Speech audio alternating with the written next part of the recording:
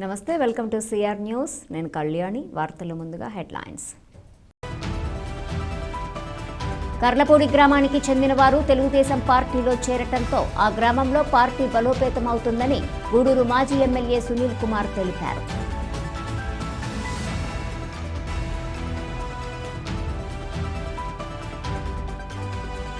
రాష్ట్రం అభివృద్ధి చెందాలంటే ముఖ్యమంత్రిగా చంద్రబాబు నాయుడిని గెలిపించుకోవాలని గూడూరు టీడీపీ మాజీ ఎమ్మెల్యే పాషం సునీల్ కుమార్ సతీమణి సంధ్యారాణి వెల్లడి. కర్లపూడి గ్రామానికి చెందిన వారు తెలుగుదేశం పార్టీలో చేరటంతో ఆ గ్రామంలో పార్టీ బలోపేతమవుతుందని గూడూరు మాజీ ఎమ్మెల్యే సునీల్ కుమార్ తెలిపారు. తిరుపతి జిల్లా గూడూరు పట్న తెలుగుదేశం పార్టీ కార్యాలయంలో టీడీపీ కోట మండల అధ్యక్షుడు సర్వోత్తం రెడ్డి ఆధ్వర్యంలో గూడూరు మాజీ ఎమ్మెల్యే సునీల్ కుమార్ సమక్షంలో కోట మండల పరిధిలోని కర్లపూడి గ్రామానికి చెందిన 20 కుటుంబాల సభ్యులు తెలుగుదేశం పార్టీలో చేరారు. గూడూరు పట్టణంలోని తెలుగుదేశం పార్టీ కార్యాలయంలో తెలుగుదేశం పార్టీలో చేరిన కర్లపూడి గ్రామానికి చెందిన 20 కుటుంబాల సభ్యుల మెడలో తెలుగుదేశం పార్టీ కండువాలను కప్పి గూడూరు మాజీ ఎమ్మెల్యే సునీల్ కుమార్ పార్టీలోకి సాదరంగా ఆహ్వానించారు. ఈ సందర్భంగా మాజీ ఎమ్మెల్యే సునీల్ కుమార్ మాట్లాడుతూ రాష్ట్రంలో తెలుగుదేశం పార్టీ పట్ల ఆదరణ రోజురోజుకి పెరుగుతూ ఉందని తెలిపారు. ఈ క్రమంలో నియోజకవర్గ పరిధిలో పలు ప్రాంతాల నుండి ప్రజల్లో స్వచ్ఛందంగా వచ్చి తెలుగుదేశం పార్టీతో చేరటం శుభ పరిణామమని పేర్కొన్నారు. తెలుగుదేశం పార్టీ పాలనలో మాత్రమే అభివృద్ధి సాధ్యమవుతుందని ప్రజలు విశ్వసిస్తున్నారని తెలిపారు.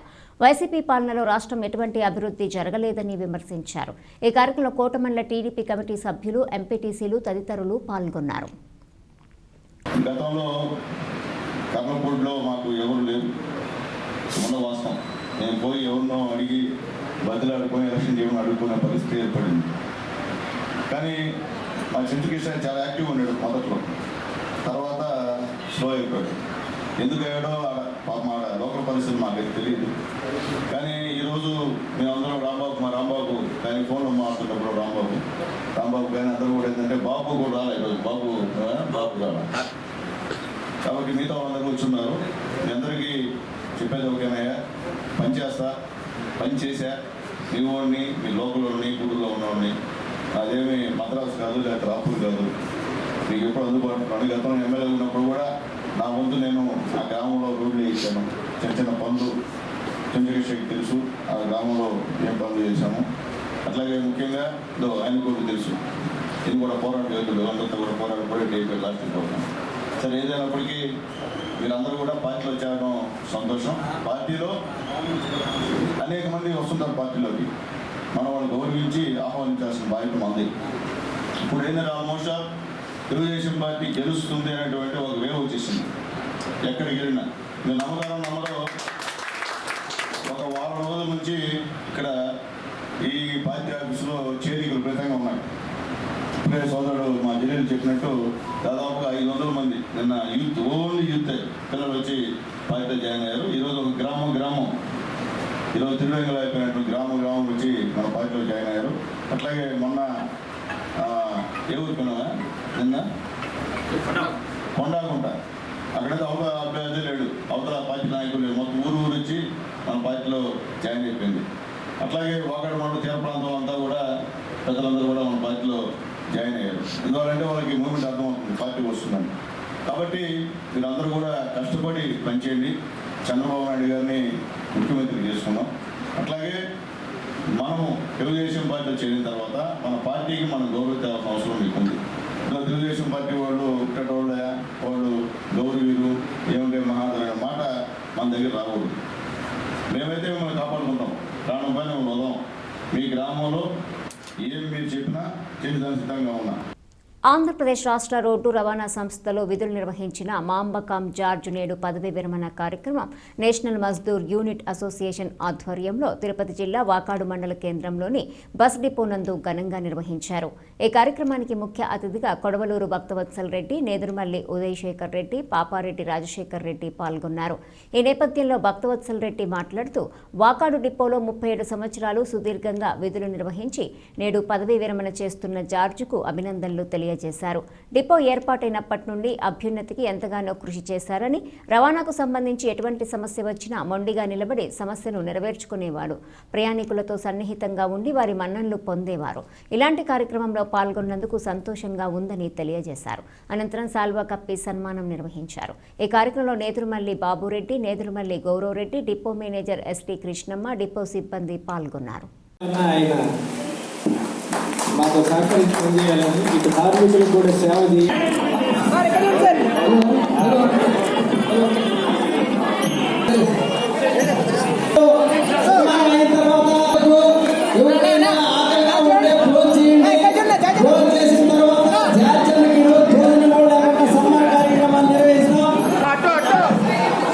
రోజుకు ఒక డ్యూటీ చేయాలా. మన మాజీ ముఖ్యమంత్రి పెద్దలు జనార్దన్ రెడ్డి గారు ముఖ్యమంత్రి ఉన్నాను. ఒక సందేశం జరిగింది. నేను వాళ్ళ అన్నగారిని అడిగాను. 1962లో ఆంధ్ర హెడ్ క్వార్టర్ వాతావరణం కొడుకు తర్వాత వీళ్ళకి రావాల్సిన కొన్ని ఆఫీసులు వాటికి వెళ్ళిపోయినాయి. ఎందువల్ల వెళ్ళిపోయినాయని ఇక్కడ ఈ సభలో ఉన్నటువంటి రంజన్ రెడ్డి గారు ఆయన అబ్బా పదే గుర్తు చేసినావే, ఇది మనకు మంచి అవకాశం. అంత సీఎం ఉన్నాడు. అవి కాకపోయినా ఇంకేదైనా మీకు మంచి ఆలోచన అప్పుడు చెప్తాం. డిపో మంచి పెద్ద ఆయన చనిపోతే ఆయన డిపో వారాలు లభిస్తారంటారా ఆయన అట్టే అంటూ పైకిపోతూ ఆ 3 ఏళ్ళు కలిసి మనకు కొంచెం తయారు చేసాం. ఆయన ఏం చెప్పాడు, నువ్వు అడగ ప్రజల చేత అడిగించాను. డిపో వాడితో ప్రజల చేత అడిగించాను. ఎంత అభినందనకి డిపో ఓపెన్ అయింది. అందరికీ సభకు వచ్చిన వాళ్ళందరికీ కూడా ధన్యవాదాలు తెలుపుతూ నాకు 3 రోజులు జరుపు చేసాను. మాట్లాడలేకుండా చేసి ఈ కార్యక్రమానికి నేను ఇంతతో నిర్మించుకున్నాను. సబ్ డిపోను వాకాడులో ఏర్పాటు చేయండి, ఇతర ప్రాంత గ్రామాలకు రవాణా సౌకర్యాలను మెరుగుపరచమని చెప్పినప్పుడు ఆ మెమరాండం తీసుకొని ఒక బడ్జెట్, రాష్ట్ర బడ్జెట్లో కొంత భాగం నువ్వే కేటాయించుకునేటట్టున్నావు అని అడిగారు అక్కడ ఉన్నటువంటి పసల పెంచలే లాంటి నాయకులు. అప్పుడు జనార్దన్ రెడ్డి గారు మరుసటి రోజు ఉదయం నా మెమరాండం చూసి, ఏమరా సబ్ డిపో అడిగావు నువ్వు, మనం ఫుల్ పెద్ద డిపోయే పెట్టేస్తాం, పెద్ద డిపో ఎందుకు అడగలేదని అడిగాడు. ఆ రోజు గుర్తుకొస్తూ ఉంది. ఆ విధంగా ఏర్పాటైనటువంటి ఈ ఆర్టీసీ డిపో ఈ ప్రాంతంలో చైర్మన్గా సత్యనారాయణరావు గారు ఉన్నారు. ఆయన తీసుకువచ్చి ఆనాడు జనార్దన్ రెడ్డి గారి చేతుల మీదుగా ప్రారంభించబడినటువంటి ఆర్టీసీ డిపో దినదిన ప్రవర్తమానమైంది. ఎక్కడ బెంగళూరు, ఎక్కడ హైదరాబాదు, ఎక్కడ చెన్నై లాంటి నగరాలకు కూడా ఇక్కడ నుంచి ఆర్టీసీ బస్సు సౌకర్యం కల్పించడం, ఇది ఈ జిల్లాలో ఎక్కువ ఆదాయం పొందుతున్నటువంటి డిపోల్లో ఒకటిగా ఆ రోజు గుర్తింపబడింది. ఎందుకో దురదృష్టం, ఇటీవల కాలంలో తిరోగమనం ప్రారంభమైనప్పుడు కొంచెం బాధ కలుగుతూ ఉంటుంది. కొన్ని సర్వీసులు రద్దు కాబడడం, దూర ప్రాంతాలకు ఈ ప్రాంతంలో ఉండేటువంటి తరచుగా అనేక ఆరోగ్య కారణాలు బంధుమిత్రులు ఉండబట్టో చెన్నై, బెంగళూరు లాంటి, ఇటు ఒంగోలు లాంటి ప్రాంతాలు, ఇటు పామూరు లాంటి ప్రాంతాలకు కూడా ఇక్కడ రవాణా వ్యవస్థ కల్పించేటువంటి పరిస్థితులు కొంత వెనకబడ్డాయనేటువంటిది కొంత బాధ కలుగుతూ ఉంటుంది. దాన్ని సరిదిద్దాల్సినటువంటి అవసరం ఉందని కూడా ఈ సందర్భంగా మనం చేస్తున్నాం. డిపో పెట్టిన తర్వాత ఆ రోజు నుంచి కూడా మన ఫ్యామిలీలో ఒకరు ఉంటే వేరే ఉద్దేశంతో అక్కడ డిపో గౌరవ అధ్యక్షుడిగా ఇప్పటిదాకా ఉండటం జరిగింది. ఈ రోజు మనం తెలియదు. అప్పటి నుంచి కూడా ఒక నేను ఉండడం జరిగింది. తర్వాత ఆర్టీసీ డిపో స్టార్ట్ అయిన తర్వాత ఎక్కువ బస్సులు మ్యాక్సిమం ఇక్కడే వచ్చేది. ఆయన వేరే డిపో మేనేజర్ వెళ్ళినప్పుడు కూడా చాలా ఇక్కడి నుంచి హైదరాబాద్కి అన్ని సర్వీసులు ఉన్నాయి. తర్వాత పార్టీలు మారటం, ఈ డిపోని కొంచెం తగ్గించే కార్యక్రమం కొంతకాలం జరుగుతూ వచ్చింది. సూళ్ళూరుపేటకు కొన్ని షిఫ్ట్ చేశారు. జార్జి అన్ని విషయాల్లో నేరుగా వచ్చి ఇక డిపో తగ్గిపోతున్నాయి, బస్సులు తగ్గిపోతున్నాయి, నేను జనార్దన్ రెడ్డి గారికి 14 గంటలకు చెప్పడం, వేరే ఫోన్ ఏం లాభం లేకుండా పోయింది. చాలా తగ్గించేశారు. ఇప్పుడు ఈ మేనేజర్ గారు కూడా ఇక్కడ ఉన్నప్పుడు ఇక్కడ స్థానికుడు ఆయన గూడూరు వాస్తవుడు అని చెప్పారు. ఆయన ఒక డిపోకి ఇక్కడి నుంచి విజయవాడకి హైదరాబాద్కి కొన్ని బస్సులు నడిపితే బాగుంటుంది ఇప్పుడే చెప్పడం జరిగింది. చెప్పడమే కానీ కంట్రోల్. కానీ ఈరోజు ఉండేది ప్రభుత్వం ఒక ఆర్టీసీ ఈరోజు కుటుంబ సభ్యులందరూ కూడా చాలా సంతోషంగా గవర్నమెంట్ జీతాలతో ఈరోజు రావటం, ఈరోజు ఇటువంటి కార్యక్రమం అన్నిటికీ జార్జి గారే. ఆయన ఏ రోజైనా రామ్ కుమార్ రెడ్డి దగ్గరకు వచ్చి నాకు మా ఇంట్లో వాళ్ళకి కానీ ఈ ఉద్యోగం కావాలి, పని కావాలని అడిగిన సందర్భాలు లేవు. జనార్దన్ రెడ్డితో తిరిగాడు, అప్పుడు పనులు చేయించుకున్నాడు. నాకు తెలిసిన తర్వాత ఆయన ప్రతిరోజు ఆయన ఎప్పుడు వస్తాడని చెప్పి ఒక స్లిప్ ఎత్తుకొని వస్తాడు. ఇదిగో మాకు ఈ బస్సు కావాలా, మాకు ఈ పని కావాలా, ఈ పని కావాలని ఆయన ఇప్పుడు కాదు మళ్ళీ మాట్లాడతామన్నా కూడా వెంటబడి చేయించుకున్నాడు జార్జి గారు. ఇది నేను స్వయంగా చూసిన సందర్భం, చాలాసార్లు చూశాను నేను. ఆయన సొంత పనిగా ఇంతవరకు ఎప్పుడు అడగల. ఆయన ఎమ్మెల్యే కావాలనుకున్నా, ఎమ్మెల్యే కాలేకపోయినా అందరి మనసుల్లో ఆయన ఎమ్మెల్యే. ఎప్పుడైనా ఆయన ఎమ్మెల్యే అంటే ఆయన ఉద్యోగం చేయలేదు కానీ సర్వీస్ చేశాడు, డిపోకి సేవ చేశాడు. మేము చదువుకునే రోజుల్లో కూడా ఆయన బస్సు కోసం వెయిట్ చేసేది, ఆయన బస్సు వస్తే ఎక్కేది. అంటే పిల్లలతో కూడా మేము చిన్నపిల్లకాయలైనా కూడా మాతో అంత కలివిడిగా ఉండేది, అందరితో ఉండేది. ఆయన అంత సేవ చేశాడు.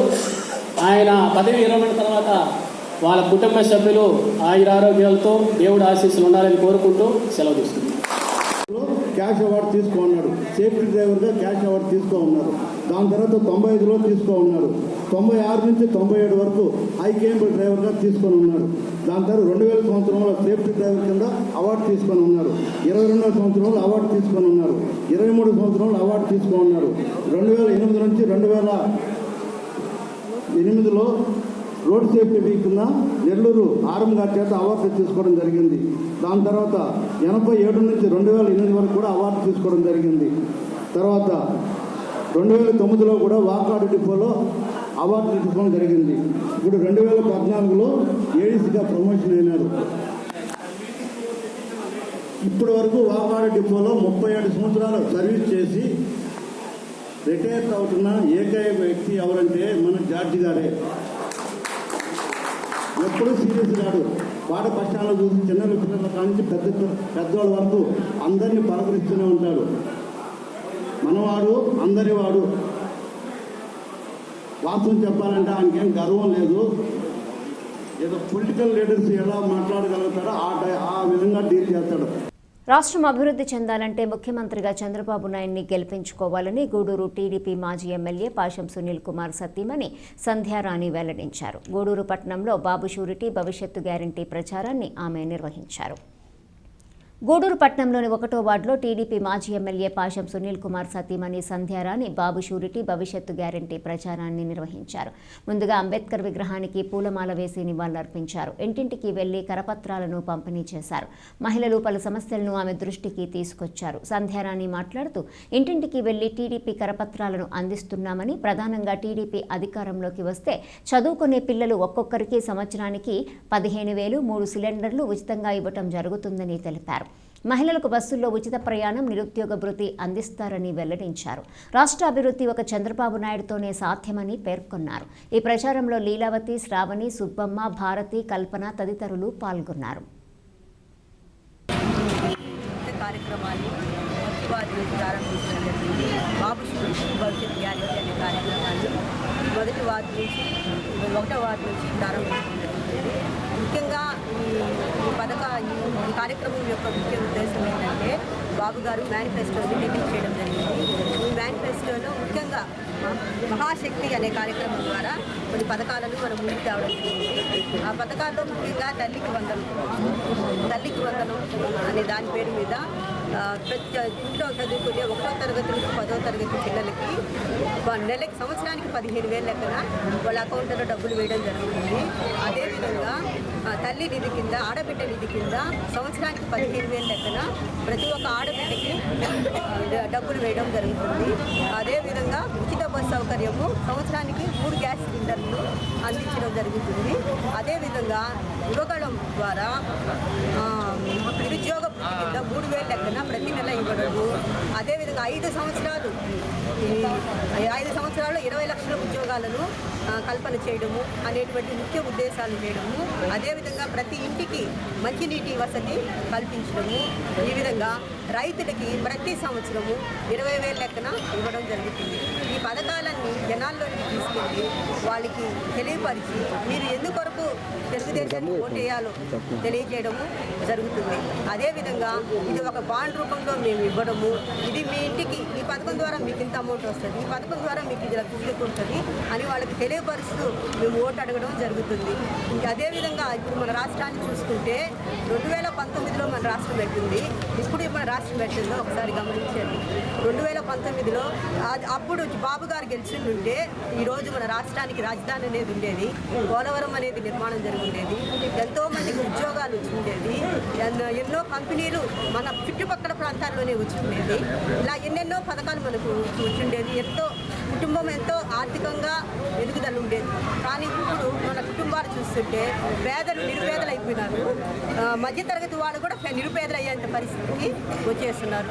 కనుక ప్రతి ఒక్కరూ ఆలోచించండి, తెలుగుదేశానికి ఎందుకు ఓటేయాలంటే మన బాబు గారు వస్తేనే ఈ సమస్యలన్నీ పరిష్కారం అవుతాయి.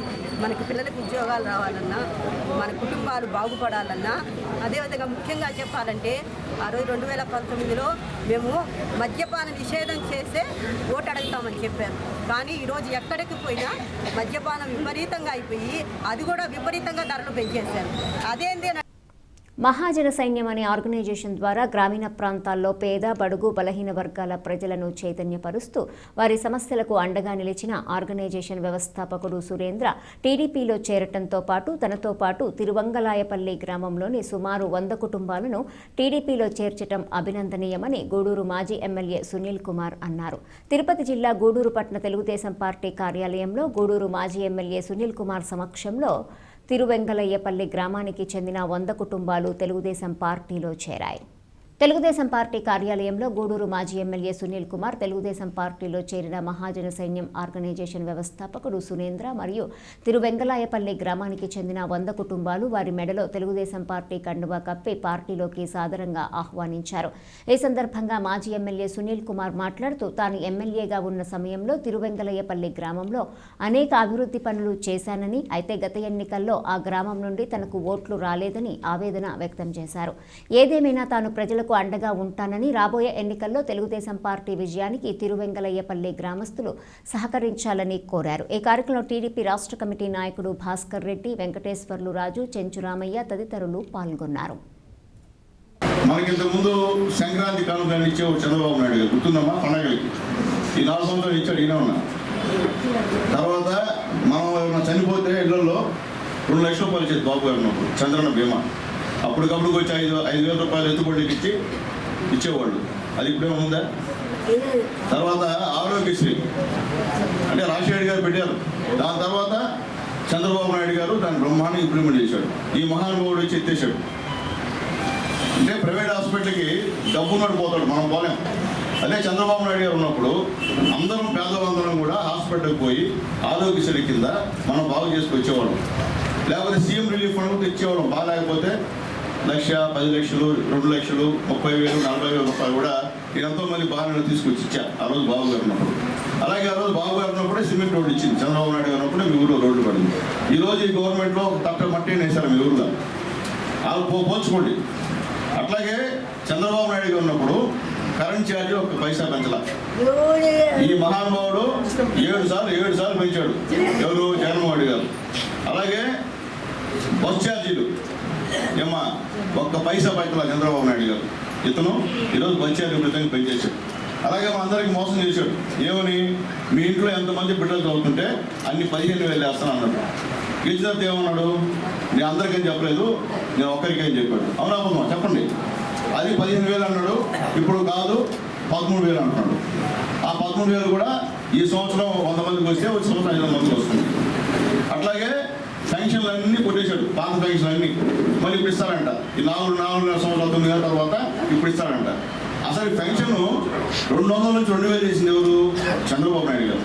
నిజం అబద్ధమ్మా? ఈ 2,000ని 3,000 చేస్తాను పెద్ద మనిషి మొన్నటిదాకా చేశాడు. అంటే 4 సంవత్సరాలు 5 నెలలు చేశాడు. మనం ఇచ్చాడు 3,000 రూపాయలు. నిజం అబద్ధం? అంతమంది ఆ పరిస్థితి లేదు కదమ్మా.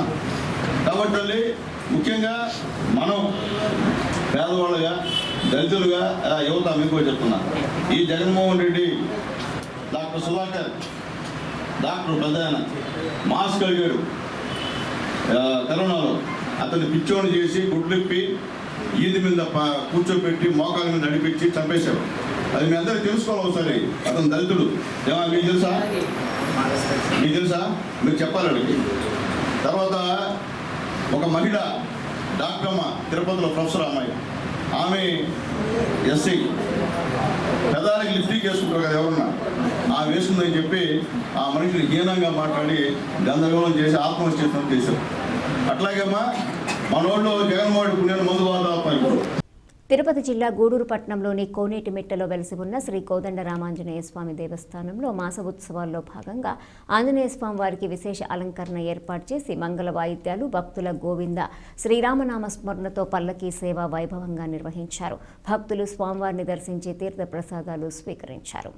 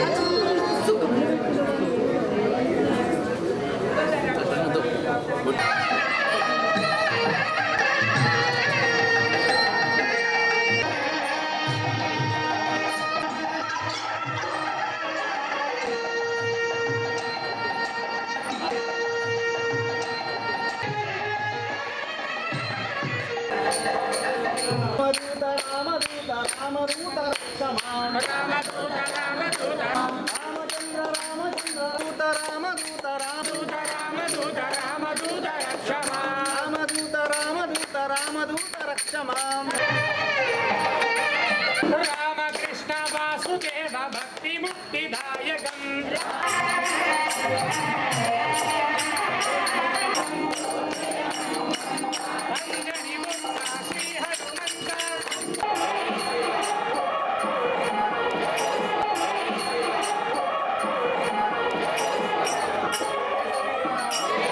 వార్తలు ముగించే ముందు హెడ్లైన్స్ మరోసారి. కర్లపూడి గ్రామానికి చెందిన వారు తెలుగుదేశం పార్టీలో చేరటంతో ఆ గ్రామంలో పార్టీ బలోపేతమవుతుందని గూడూరు మాజీ ఎమ్మెల్యే సునీల్ కుమార్ తెలిపారు.